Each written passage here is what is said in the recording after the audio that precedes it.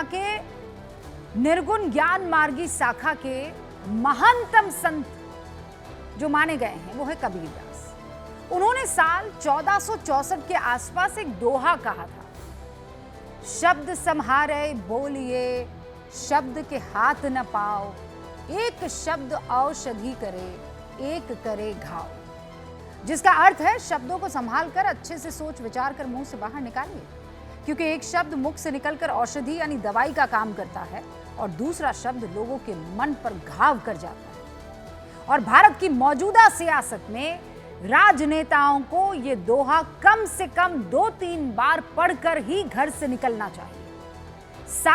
550 साल पहले कबीरदास समझ गए थे कि जुबान का महत्व क्या होता है, लेकिन हमारे नेता आज भी ये नहीं समझ पाए।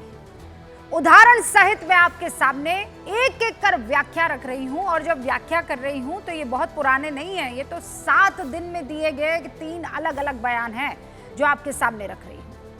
मध्य प्रदेश के अमरपाटन से कांग्रेस विधायक है राजेंद्र प्रसाद सिंह। बुधवार को वो साधु संतों की तुलना जो है वो सांड से कर देते हैं। कहते हैं इनको कुंभ में छोड़ दिया गया है। शब्दशः पढ़ूं तो साधु सन्यासी बाबा बैरागी महामंडलेश्वर को जनता के बीच छोड़ दिया। जाओ सनातन धर्म की बात करो, हिंदुत्व का प्रचार करो, भाजपा का प्रचार करो। ये सांड दूसरों का खेत चर रहे हैं। ये जो भारत की पहचान है ना वो धर्मनिरपेक्षता है, सर्वधर्म संभाव की है, समाजवाद की है। और आगे वो और बातें कह, साधु संतों की तुलना महामंडलेश्वरों की तुलना सांड से। फिर बुधवार को ही उत्तर प्रदेश के पूर्व मुख्यमंत्री अखिलेश यादव कन्नौज से कह देते हैं कि भारतीय जनता पार्टी दुर्गंध पसंद करती है, इसीलिए गौशाला बना रही है। समाजवादी पार्टी के राज्यसभा सांसद रामजी लाल सुमन 21 मार्च को महाराजा राणा सांगा को गद्दार बता देते हैं। ये तीनों बयान ऐसे हैं जिसे अगर ना दिया जाता तो ये जो तनाव अभी है वो पैदा ना होता। लेकिन नेताओं को सब पता है कब कहां कैसे बोल देना है, और ऐसा मत समझिएगा कि मन में आया तो बोल दिया। इसके पीछे गणित है और इस गणित को ध्यान में रखकर ये सब किया जाता है। लोगों के मन पर क्या बीत रही है, इससे क्या मतलब होगा, इससे किसी को वास्ता नहीं। कांग्रेस विधायक के बयान पर बीजेपी हमलावर हो गई। मध्य प्रदेश सरकार में मंत्री विश्वास सारंग कांग्रेस विधायक के बयान पर यह कह रहे हैं कि कांग्रेस को सनातन संस्कृति से ही नफरत है। अखिलेश के बयान पर बीजेपी आक्रामक है, कह रही है हिंदुत्व के अपमान के अलावा और कोई काम नहीं है। भारतीय जनता पार्टी के सांसद रवि किशन कह रहे हैं कि गाय और गोबर तो हमारे लिए पूजने की चीज है, अखिलेश इसका अपमान कर रहे हैं। राणा सांगा पर दिए बयान से तो बुधवार को आगरा में सड़कों पर तांडव हो रहा था। करनी सेना बयान के विरोध में प्रदर्शन कर रही थी, पुलिस लाठीचार्ज कर रही थी। असर यह हुआ कि कई लोग घायल हो गए, पुलिस भी और प्रदर्शनकारी भी। उधर समाजवादी पार्टी के सांसद रामजी लाल सुमन अड़ गए। पहले कहा माफी दे दो, फिर अचानक आते और कहते हैं कि नहीं मैं बयान वापस नहीं लूंगा, मैं माफी नहीं मांगूंगा। अच्छा माफी मांगे भी कैसे? खेल समझिए ना, पार्टी को उनके बयान से सियासी फायदा होने का अंदेशा है। हो गया, अचानक हो गया। दरअसल अखिलेश यादव ने रामजी लाल सुमन को दलित बताकर पूरे मामले को एक नया मोड़ और टर्न दे दिया है। क्षत्रिय संगठन भी इसे जातीय सियासत के तौर पर देख भी रहे हैं, जबकि बीजेपी ने इस पूरे मामले में तुष्टीकरण की दुर्गंध कहां आ रही है। पहले सुनिए आप कौन क्या कह रहा है और फिर मैं बात आगे बढ़ाती हूं। ये सब क्यों हो रहा है? इसका कारण है कि क्षत्रियों को पॉलिटिकल पंचिंग बैग की तरह इस्तेमाल करके उनको एक क्रिमिनल या नीचा दिखा करके बाकी लोगों को अच्छा दिखाने की कोशिश की जा रही है। एक साजिश के तहत रामजी लाल सुमन को सामने लेकर के आया गया और उनसे ये बयान दिलवाया गया ताकि दलितों और क्षत्रियों के बीच वैमनस्यता बढ़े। इस हिंसा जो हुई है उसकी हम भर्त्सना करते हैं, लेकिन आप देखिए कि जो हिंसा हुई है या जो भी प्रदर्शन हुआ है उसमें कहीं से भी दलित समाज के खिलाफ कोई नारेबाजी नहीं हुई है, कोई भी पत्थरबाजी नहीं हुई है। अखिलेश यादव जैसे लोग वोट के खातिर कुछ भी कर सकते हैं, जरूरत पड़े तो नमाज तो पढ़ना शुरू ही कर दिया है। अब सियासी पंडितों को भी लगता है कि राणा सांगा विवाद को समाजवादी पार्टी वोट के लिहाज से देख रही है, क्योंकि सीएसडीएस की रिपोर्ट कहती है कि यूपी में 2024 लोकसभा चुनाव में इंडिया ब्लॉक को मुसलमानों का एक मुश्त वोट मिला था, और वो एक मुश्त था 92%। उसमें कोई पसमानदा अलग नहीं, सैयद अलग नहीं, अंसार अलग नहीं, खान पठान अलग नहीं, सब ने एक मुश्त वोट किया। समाजवादी पार्टी की तरफ से ताजा बयानबाजी से विपक्ष के इस 92% वोट पे कोई नुकसान नहीं होगा, लेकिन जाटव, जिस समाज से रामजी लाल सुमन आते हैं, उसका वोट 3 अलग अलग भागों में बटा गया। ऊपर देखिए आप वो दलित जो आपको दिखाई दे रहा है, 25, 24 और 44। सबसे ज्यादा 44% जाटव वोट जो है वो मायावती की पार्टी को मिला था। वहीं सवर्ण का 79% वोट एनडीए को मिला था। तो सूत्रों की माने तो अपमान की मौजूदा सियासत का पूरा खेल इसी वोट पैटर्न के अंदर छिपा हुआ है। और अंदर की खबर यह बताती है कि इंडिया ब्लॉक एससी वोट को एक मुश्त हासिल करना चाहते हैं। राणा सांगा जैसे विवाद से यह टारगेट हासिल हो भी सकता है। सवर्ण वोटर वैसे भी बीजेपी को जाता है, इसीलिए उससे इंडिया ब्लॉक को नुकसान की संभावना बेहद कम है।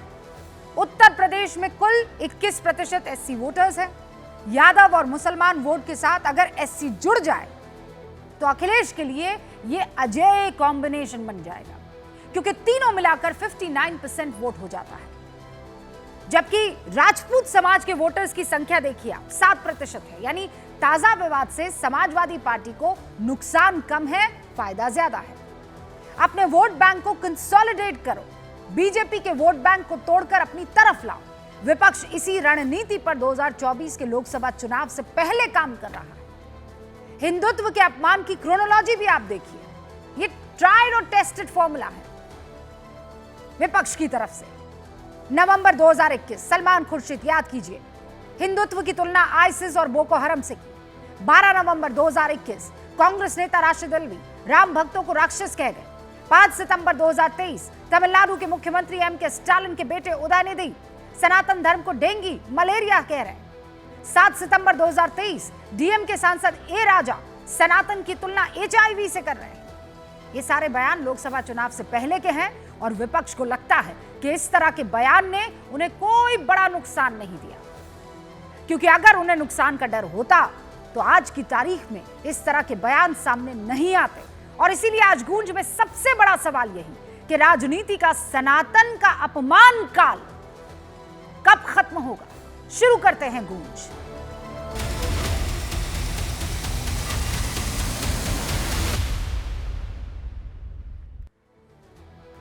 इन सवालों को जवाब देने के लिए आज गूंज में हमारे साथ रोहन गुप्ता, भारतीय जनता पार्टी के राष्ट्रीय प्रवक्ता, जुड़ रहे हैं।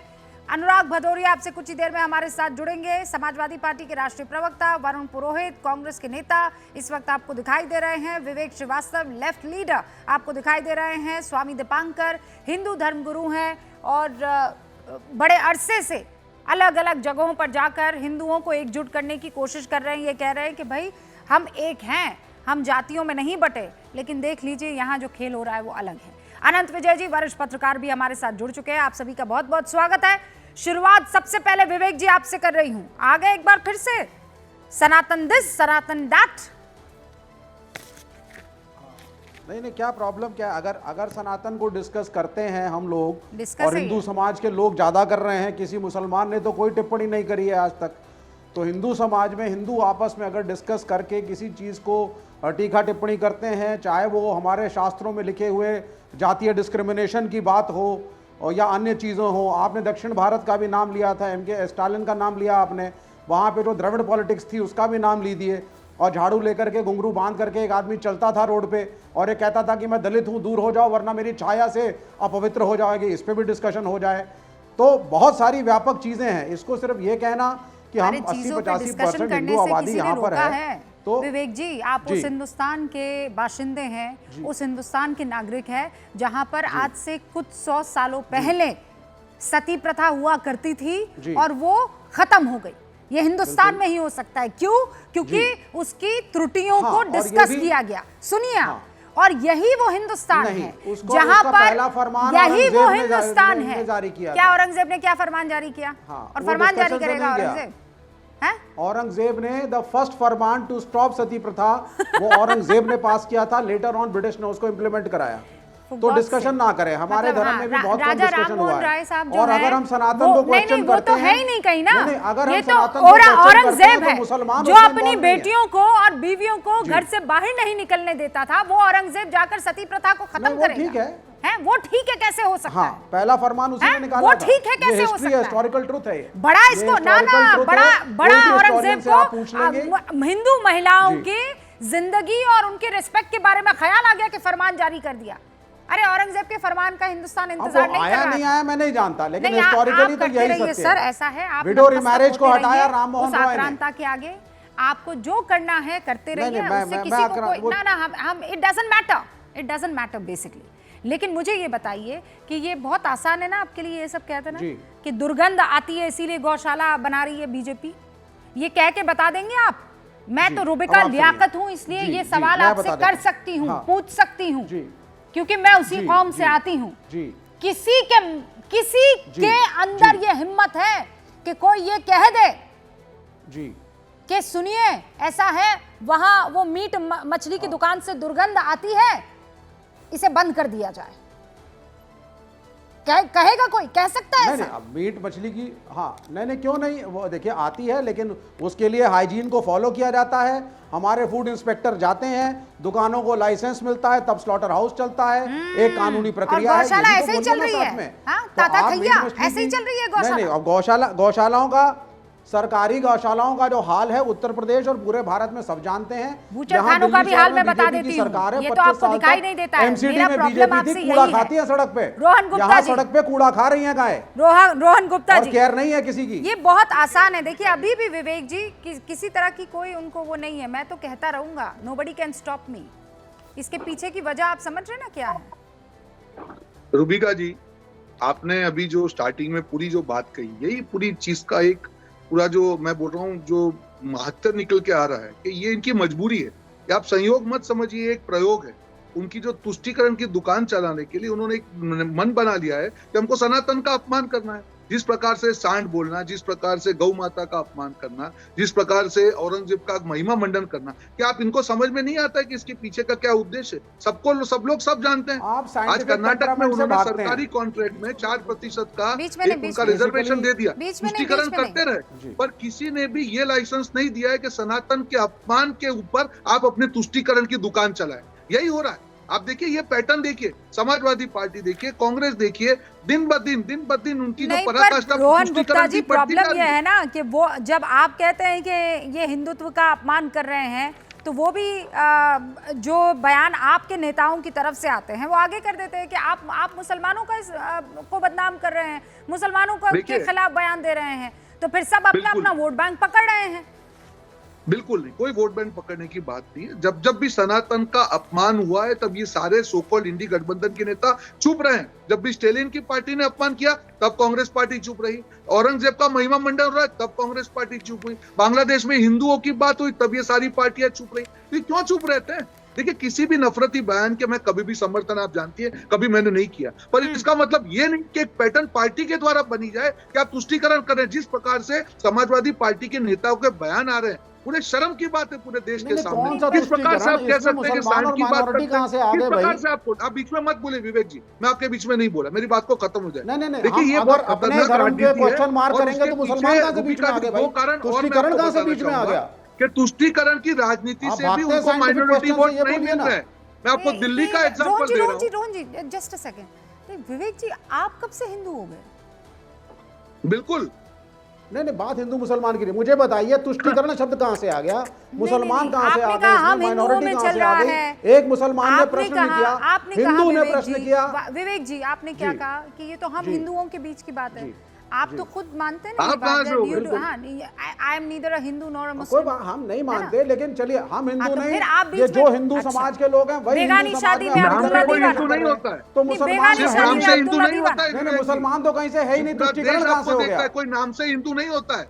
जो औरंगजेब का महिमा मंडन करे नेशनल टीवी पे, अरे भैया, उसको मैं अपने दुनिया आपको का हिंदू सबसे कहलाने का खराब अधिकार आदमी ही हूँ, नहीं मुझे है। छोड़ कौन दीजिए। से मुंह से आप हिंदू हैं? मुसलमानों आपका पे पहले खून तो खोलना एक तो चाहिए एक था अगर टीका टिप्पणी सनातन बंद का करें। अपमान हुआ। अगर किसी साधु मुसलमान संतों ने को कुछ नहीं सांड कहा, बोला ना गया, कहता है। आप चुप कैसे बैठे? आपको तो सवाल उठाना चाहिए था। और यहाँ पे आप मैंने उल्टी कौन बात से कर रहे मुसलमान ने हैं। बोल किसी दिया? की कौन हिम्मत सा है किसी मुसलमान धर्म खुश हो गुरु रहा के है? बारे में ये मुसलमानों को कहे बीच में अभी लाने भगवान की पर जरूरत क्या नहीं हुआ है, अगर किसी मुसलमानों की धर्म के बात बारे नहीं में चल कहा रही गया? है यहाँ पर। यही आप हिंदू बहुत धर्म की स्मार्टली खेलने की संस्कृति है। कोशिश कर रहे कभी हैं। भी नफरत की राजनीति नहीं करते। ये पर कहने इसका की मतलब जरूरत ये नहीं है कि यहाँ पर रूबिका जी, मुसलमानों, मुसलमान एक को इससे सेकंड, कोई एक लेना देना सेकंड, नहीं। नहीं नहीं, मुसलमानों को यहाँ कोई बैठकर डिमोनाइज नहीं कर रहा है। मैं यहाँ पर बैठी हूँ, बिल्कुल। किसी की हिम्मत नहीं है कि मुसलमानों को बैठकर डिमोनाइज कर ले, उनको राक्षस दिखा दे। ठीक है, इस वक्त विश्वास सारंग जी हमारे साथ जुड़ चुके हैं, मध्य प्रदेश सरकार में मंत्री हैं। विश्वास जी, बहुत बहुत स्वागत है। एक्सक्लूसिव 5 मिनट के लिए हम उनसे बात करेंगे और फिर मैं डिबेट को आगे लेकर जाऊंगी।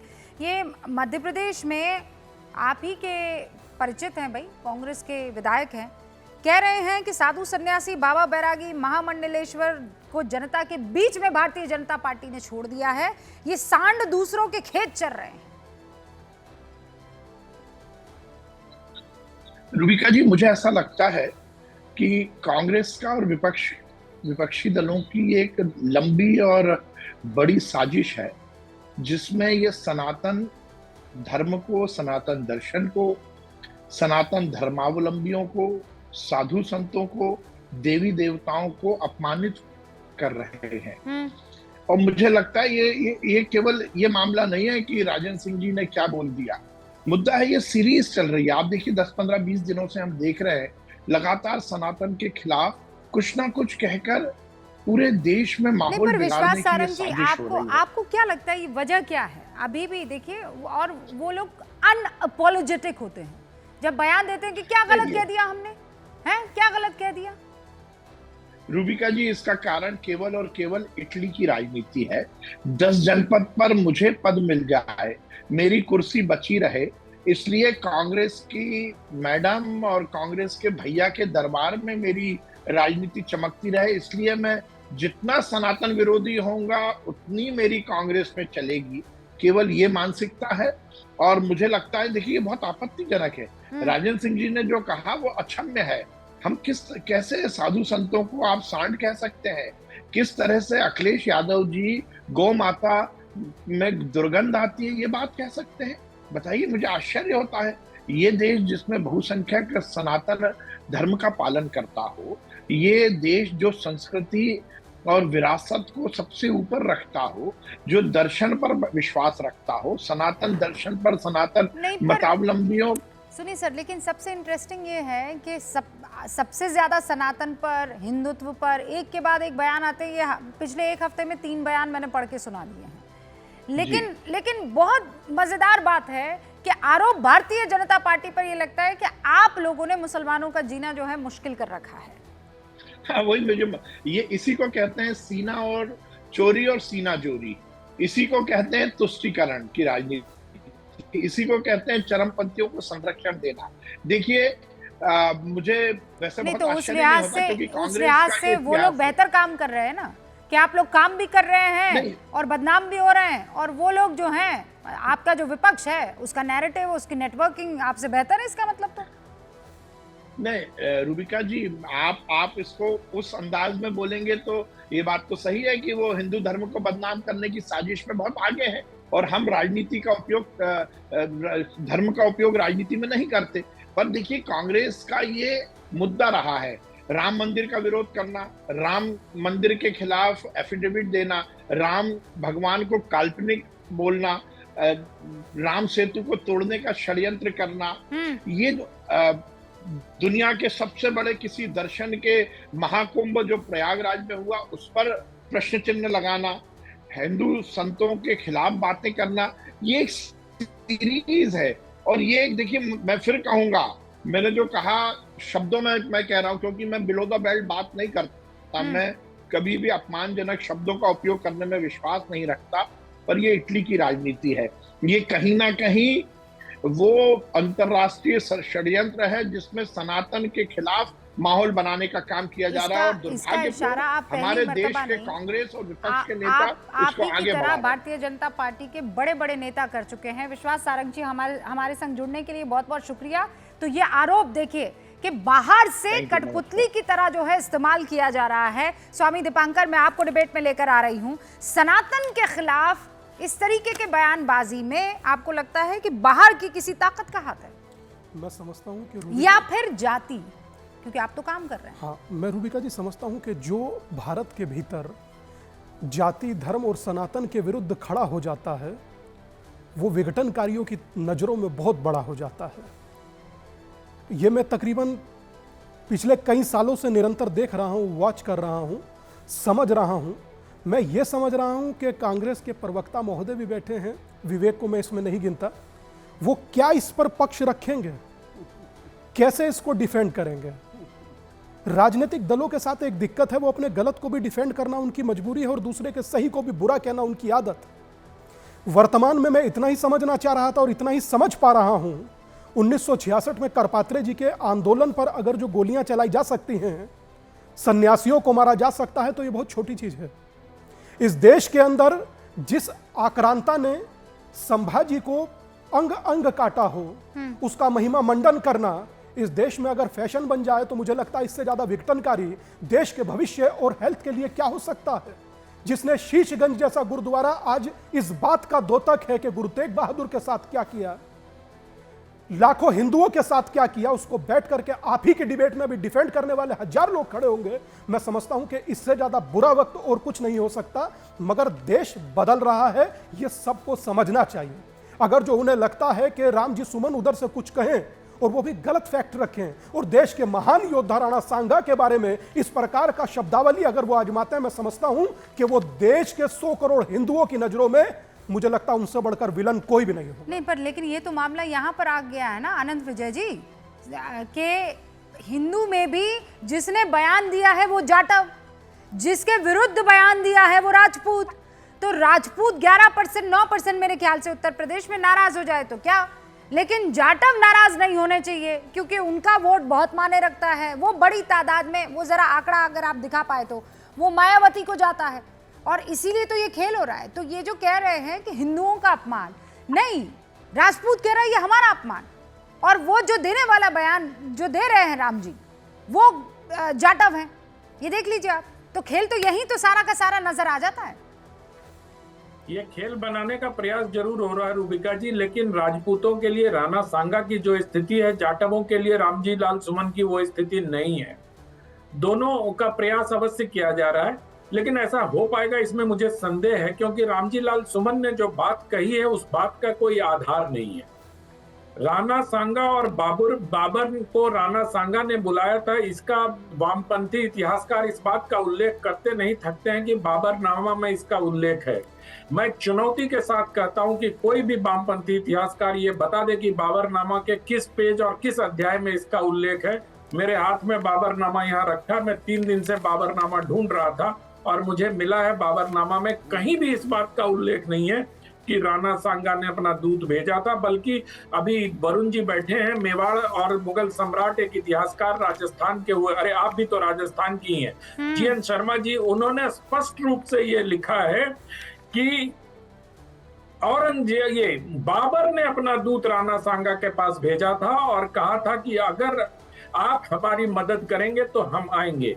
बाबर ने 5 बार आक्रमण किया। ये सब इतनी, मतलब वामपंथी इतिहासकारों का तो मैं सही कहता हूं कि वो भगवान से ज्यादा ताकतवर है। भगवान हमारा अतीत ठीक नहीं कर सकते, लेकिन वामपंथी इतिहासकार तो अतीत भी ठीक कर देते हैं भाई अपने हिसाब से, बाकी लोग भविष्य ठीक करते हैं। तो इतिहास इस बात की चीख चीख कर गवाही देता है कि बाबर ने राणा सांगा के पास अपना दूत भेजा था, लेकिन पता नहीं कहां से, किस फिक्शन के आधार पर। और मुझे हैरानी है इस बात की कि उस दिन किसी ने ऑथेंटिकेट करने के लिए क्यों नहीं कहा। आनंद विजय जी, मेरे पास बाबरनामा पेज 529 है। आपके पास हिंदी वाला संस्करण होगा, मेरे पास अंग्रेजी वाला संस्करण है। The Baburnama in English, page number 529 पर एक पैराग्राफ आता है जिसमें लिख रहा है वो Babar, while we were still in Kabul, Rana Sanga had sent an envoy to testify to his good wishes and to propose this plan. Yes, yes. If the honored Badshah will come to near Delhi from that side, I from this will move on Agra, but I beat Ibrahim. Yes, yes, yes, इतना उछलिए मत, विवेक जी, मैं sorry to से, मैं बताता हूँ ये बाबरनामा पर बाबरनामा है। पूरा इतिहास बताऊं मैं सुन आपको, लीजिए। ये पूरा मैं बोल ये लाहौर डिस्ट्रिक्ट का नहीं, मैं आगे गैजेट बता आपको देता बता हूं। रही हूँ। मैं ना आगे रुकिए, ये रुकिए आप। हाँ यस, आप यस निकालिएगा। पढ़ा हुआ है, जानते मैं नहीं बता है देता हूं आपको। राणा सांगा जिस धरती से आते हैं वहां से मैं आई हूँ। आपको पता है जब आप राणा सांगा के बारे में कोई भी बुजदिल उठकर कुछ भी कह देता है, आप जानते हैं, आप जानते हैं 100 से ज्यादा युद्ध राणा सांगा ने लड़े हैं। आप जानते हैं किसी की इतनी औकात, कितनी हिम्मत नहीं है कि एक घाव लग जाए और उसके बाद भी डटा रहे वो इंसान। और no, it's not rhetoric, this is fact. I am not lying, this is fact, this is fact. Rana Sanga is a fact. वो आप जिनके आगे पीछे दौड़ रहे हैं ना सर, उनकी छातियों पर नाचने वाला राजा है। मैं किसी के पीछे नहीं आगे पीछे एंड इट्स नॉट रेटरिक, ये फैक्ट है, इतिहासकारों ने ये सही फैक्ट लिखा है। ये भारत इकलौता ऐसा देश है कि आप जैसे लोग बैठे हुए हैं और इस देश के इतिहास में जो राणा सांगा जैसे राजा हुआ करते थे, उनको आप लोग बैठ के कहते हैं नो प्लीज रेटरिक्स मत गाइए। ये रेटरिक्स है, पढ़िए उनके बारे में, राणा सांगा के बारे में, रूह कांप जाएगी आपकी। हाँ ठीक है, ठीक है। नहीं, हमने पढ़ा हुआ है। आप थोड़ा राजा मानसिंह के बारे में भी पढ़िए, औरंगजेब के सिपा सालार राजा जयसिंह के बारे में भी पढ़िए। सांगा जी को पढ़ लीजिए, उसके बाद आगे बढ़ेंगे। राजा जसवंत सिंह के बारे मेरे में भूमि पर नहीं थे। नहीं, ये गलत है ना। औरंगजेब भूमि पर नहीं था, औरंगजेब आक्रांता था, हमारी भूमि पर आया है नहीं, आक्रमण करने के लिए। आक्रांता नहीं था, औरंगजेब छठी पीढ़ी में था मुगल्स की। आप बाबर को आक्रांता कह सकते हैं, लेकिन उसके बाद की वंशावली में अच्छा, हिंदू रानियां भी थी, राजपूत रानियां भी थी। अच्छा। औरंगजेब की मदर खुद राजपूत थी। तो ये कहना देखिए आक्रांता नहीं कह सकते आप। ओके आनंद जी, विवेक जी रुक जाइए, 10 सेकंड सुन पूरा लीजिए। राजा कह सकते हैं आप। मैं सिर्फ इतना कह रहा हूं कि आपने जो अंग्रेजी का अनुवाद पढ़ा मुझे मालूम नहीं, लेकिन अभी 3 दिनों से मैं बाबरनामा के सारे अध्ययन कर रहा था और जो फारसी के विद्वान हैं ये कहते हैं कि 926 हिज्र के बाद का जो बाबरनामा के जो 5 अध्याय थे वो नष्ट हो गए। मतलब 1525 से लेकर अगले 5-6 साल के लिए सर ऐसा है, ये लोग कुछ भी कहते हैं। मैं आपको एक बात बता मेरी बात को सुन लीजिए, मेरी बात सुन लीजिए, मेरी बात सुन। बस विद राजा मान सिंह ने अकबर का समर्थन किया, क्या कहेंगे उनको? नहीं, मैं बाबरनामा पे मैं विश्वास अभी करूं, सिर्फ आपको मैं सतीश चंद्रा पर विश्वास ना करूं, मैं लाहौर गैजेट पर विश्वास ना करूं, हाँ बाकी सब पर विश्वास ना करूं। और बाबर के बारे में तो ये कहा भी जाता है कि कई जगह पर उन्होंने जो कहा है, उन्होंने जो कहा है वो सच नहीं है। हिस्टोरियंस ये भी कहते हैं। उन्होंने कहा मेरे साथ 15,000 सैनिक थे, लेकिन कई ज्यादा सैनिक जो हैं वो लेकर चले गए थे। हिंदूवादी नहीं, आप लेफ्ट की बात कीजिए, आप उन तमाम राइटर्स की बात कीजिए जिन्होंने ये हिंदूवादी है। राणा सांगा का सपोर्ट करना हिंदूवादी है का जो एक हिंदूवादी एजेंडा ओके। और औरंगजेब पे आगे नतमस्तक होना क्या है? 800 साल तक इस्लाम और अंग्रेजों का यहाँ रूल रहा है, क्योंकि जातिवाद चरम सीमा पे था। इस्लाम ने एक रिलीफ दिया, बड़ी तादाद में लोगों ने इस्लाम को अपनाया। उन्होंने बादशाह के साथ दुआ करना सीखा, क्योंकि ये नई चीज थी हिंदुस्तान में। लेकिन इकोनॉमिक स्टेटस उनका अभी भी नहीं बदला है। ये है इतिहास। अब आप इसको वो मत कहिए। और राजपूतों का बहुत बड़ा योगदान मुगलों के साथ रहा है। मिलकर के हिंदुस्तान को चलाया गया है। यही सब बोल के मिलकर के राजपूतों और मुगलों ने यही सब बोल के आपने मुसलमानों को बरगलाया है।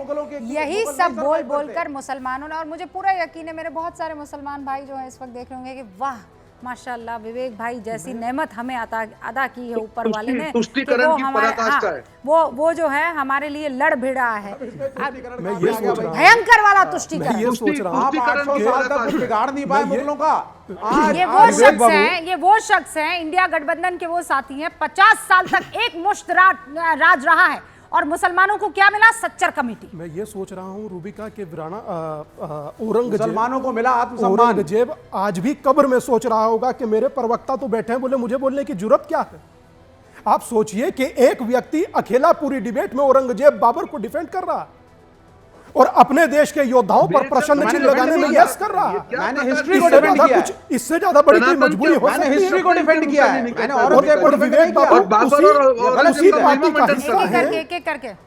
विवेक बाबू उसी पार्टी का हिस्सा है जहां पर खालिद मसाल का प्रेस कॉन्फ्रेंस कराया गया हमास के आतंकी का। रूबिका जी आज मैं एक बात वरुण बाबू, एक छोटी सी रोहन बाबू बात कह दूं, फिर उसके बाद आप कह दीजिएगा। मुझे हैरत इस बात पर कतई नहीं होती कि दौलत खान लोधी ने बुलाया। मुझे हैरत इस बात पे होती है कि विवेक बाबू आज भी खड़े होकर के, मतलब आज भी आक्रांताओं के साथ खड़े हैं। मैं समझ नहीं पा रहा हूं, मुझे कांग्रेस का समझ में आता है, मुझे कांग्रेस का समझ में आता है कि कांग्रेस के एक व्यक्ति ने कहा कि साधु संतों की तुलना, वो सत्ता में था, साधु संतों की तुलना मत गलत फाड़िए किया। कि मैं फाड़ दूंगा, मगर पन्ने मैं तो इतिहास एक बात आपसे कहना चाहता हूं, हिंदुओं बटे रहो जातियों में और देखते रहिए अपना अपमान होते हुए। देखिए अपने साथ होते हुए नाटक को, जहां आप ही के भीतर का खड़ा हुआ एक व्यक्ति आप ही को मुंह चिढ़ाता है मंदिर में और दलितों को औरंगजेब आरक्षण का दे प्रवक्ता दीजिए, जातिवाद बनकर समाप्त हो रोज टीवी पर जाएगा। आता है। आप हर मंदिर में दलितों को आरक्षण दीजिए। देखने की आप आदत बोलिए डालिए। पश्चिमी उत्तर प्रदेश के हर मंदिर में आवाज दलित से नहीं चल रहा है। सुनिए सर, सुनिए एक बार वो बोल दे, उसके बाद मैं आपको मौका दूंगी ना। सुनिए एक बार। अरे विवेक जी रुकिए ना, बड़ा आपको दलित प्रेम है, बड़ा आपको मुस्लिम प्रेम है, बड़ा आपको दुनिया भर के हिस्ट्री का प्रेम है, लेकिन ये प्रेम जो है आप सनातन के कॉस्ट पर नहीं कर सकते हैं। इस बात को समझिए Vivek ji, it's very easy for you. अगर ये सहिष्णु मुल्क नहीं होता ना विवेक जी, आपकी जुबान आधी इंच बाहर नहीं आ पाती। मैं आपको ये बात कह रही हूँ, ये सहिष्णु मुल्क नहीं होता ना, ये बैठे एक रोहन गुप्ता, ये बैठे हिंदू धर्म गुरु, फिर बगल में बैठे अनंत विजय, वो वरुण पुरोहित जी भी बैठे हुए हैं, मजे से आप जो चाहे बोल दीजिए सनातन को, जो चाहे जैसा चाहे बोल दीजिए।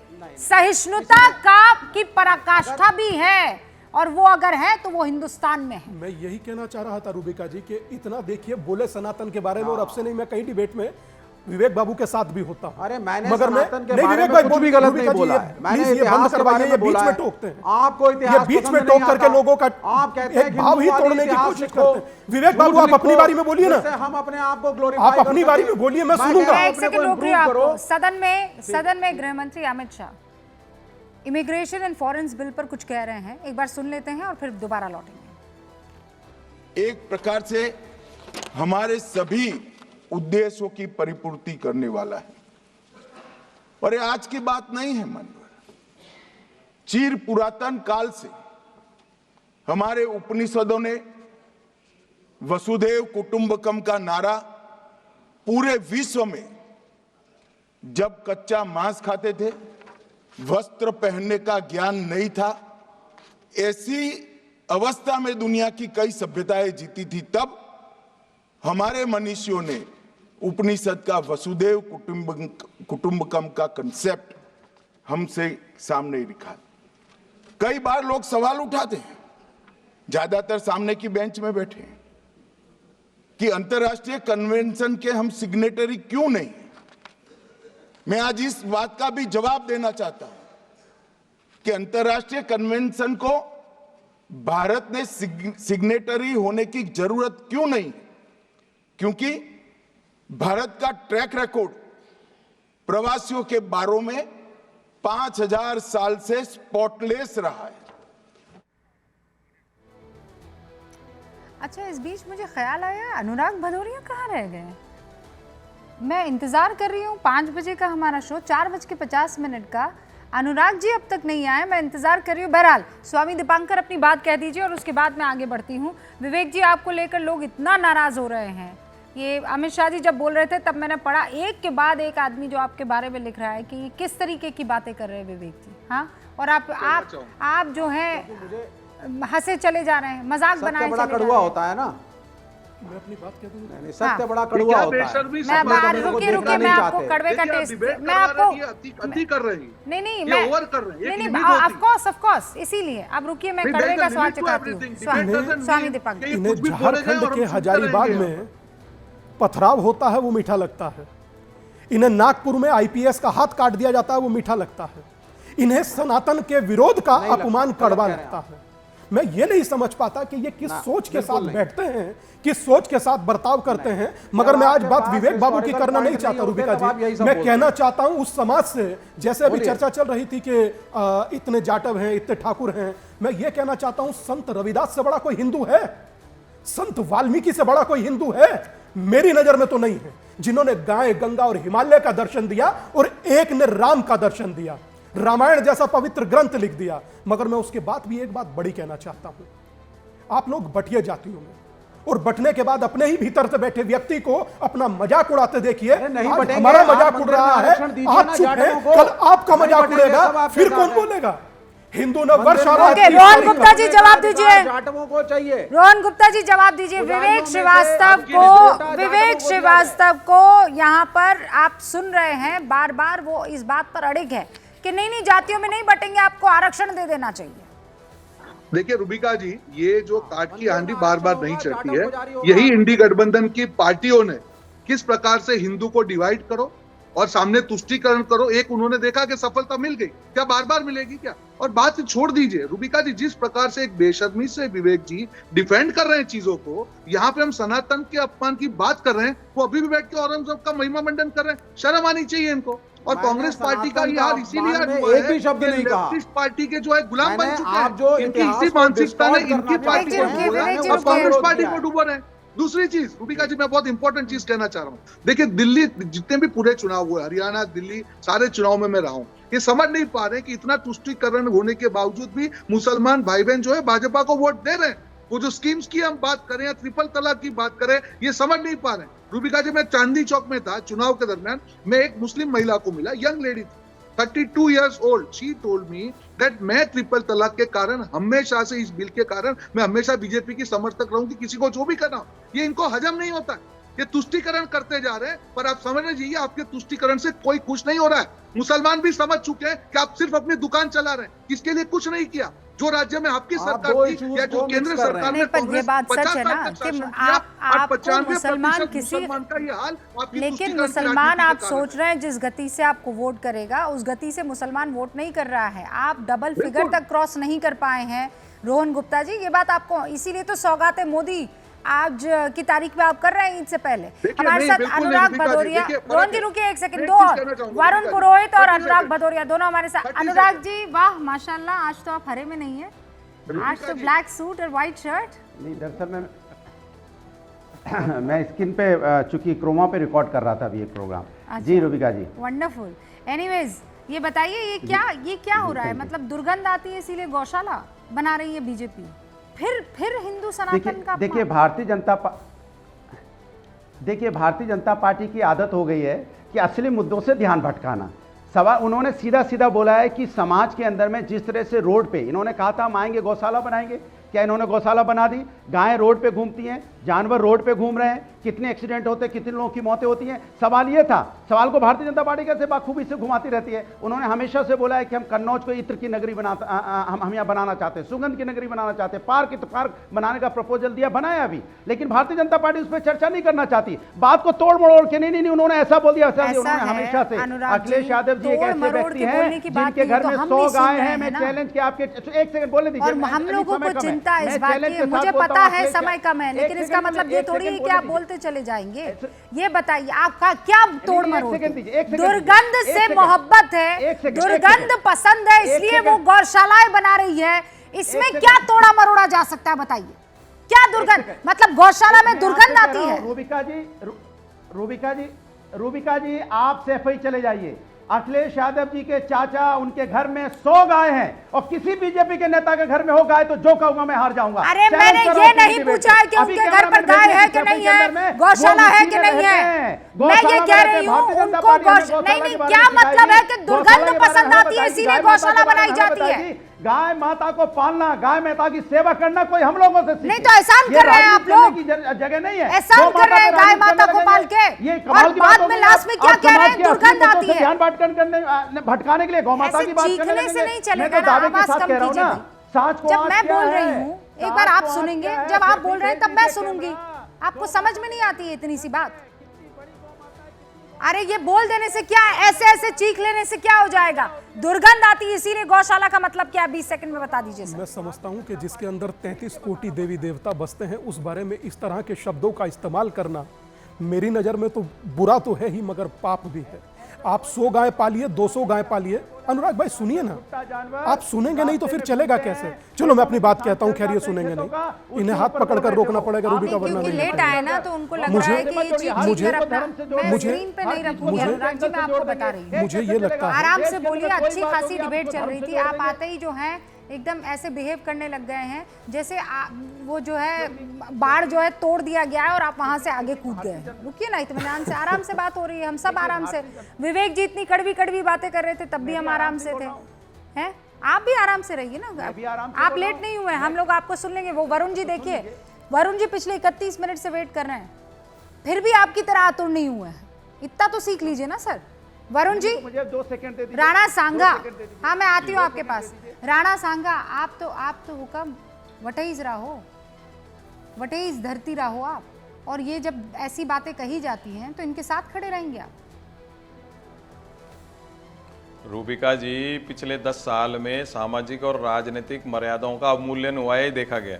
और आपने कहा मैं रूबिका लियाकत डरती नहीं हूँ, क्यों कहा? क्योंकि बचपन से हमको हमारे प्रांत में, हमारे राजपूताना में बच्चों को राणा सांगा, राणा कुंभा, राणा प्रताप सबकी कहानियाँ इसलिए सुनाई जाती थी कि सहन शक्ति, जो आपने सहिष्णुता का शब्द का प्रयोग किया, उस संघर्ष करने की शक्ति बढ़े और अंदर खून में रवानी रहे जो आपके अंदर है, जो आप डरते नहीं।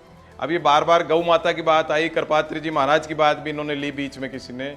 करपात्री जी महाराज की राम राज्य परिषद का क्या हाल भारतीय जनता पार्टी ने किया सबको पता है। और गौ माता को अभी तक राष्ट्रीय पशु घोषित नहीं कर पाए। शहरों से आप म्यूनिसिपैलिटी, स्थानीय निकायों के, नगर निगमों के, इनके आप ऑर्डर देखना, घरों में गायें पालना प्रतिबंधित कर रखा है। इससे भारतीय जनता पार्टी के राज्यों में भी कर रखा है। क्यों कर रखा है? मैं छोटा था, खुद मेरे घर में गाय भैंस रहती थी, बछड़े बछड़ियों के साथ खेलता था, आज नहीं कर सकता। तो ये जो पाखंड और मूर्खता का दौर चल रहा है, इसमें ऐसी बातें हो रही है। कांग्रेस 10 साल पहले भी तो कांग्रेस थी, जब तो नहीं होती थी ऐसी बातें। कहने के लिए अपमान करना जरूरी है क्या? कि दुर्गंध आती है इसीलिए गौशाला? नहीं, अपमान जब मेरे को गद्दार है राणा सांगा, करोड़ों की गर्लफ्रेंड करना, आदि सांड है ये बाबा महाराजा, उसमें देखो निंदा कर, महामंडलेश्वर, ये सब कहना जरूरी है। राणा सांगा और बाबाओं की बात को अलग करिए। राणा सांगा मैंने कहा शौर्य गाथाओं की बात है, उनको अलग कर दीजिए। आज के जो 2 शब्द बोल तो दीजिए राम जी के बारे में। आप तो खुद उस धरती से आते हैं, मैं तो सिखाइए ना उनको। मैंने तो कहा ना, मेरी बात ही नहीं सुनना चाह रहे। मैं ये कह रहा हूं, जिस आदमी ने भी ऐसा प्रयोग किया, क्षम्य कुछ नहीं, क्षमा माफी कुछ हो ही नहीं सकती इन बातों की, जिनके मैंने कहा ना मानसिक रूप से अवमूल्यन हो चुका मर्यादाओं का, राजनीतिक मर्यादाओं का, उसके बारे में आप टिप्पणी भी करके क्यों पाप के भागीदार बनोगे? कांग्रेस पार्टी ने कभी भी ऐसी हरकत नहीं की। मैंने आपको, जब शब्दों की बात आ रही है, तो जब प्रधानमंत्री जी जो गार्जियन है देश की, हेड ऑफ द फैमिली है, वो जर्सी गाय और इस प्रकार के उपयोग करेंगे शब्दों का, तो देश के अंदर अवमूल्यन होगा ही होगा। जब हेड ऑफ द फैमिली इस प्रकार की बातें करें, अगर कोई सारा अगर ये नहीं करते प्रयोग इस प्रकार का, कि हम लोग कुछ नहीं करते हैं, ये लोग तो ये रोहन गुप्ता की पार्टी वाले करवा देते हैं। Guardian of the family makes us do it. मैं बोल लूं? अरे अनुराग जी रुकिए ना, आनंद विजय जी से ये सवाल है। नहीं, मैं तो ये कह रहा हूँ कि ये बड़ी सफाई से उन्होंने ऐसा कह दिया कि गार्जियन ऑफ द फैमिली, क्योंकि वो डिफ्लेक्ट करना चाह रहे थे।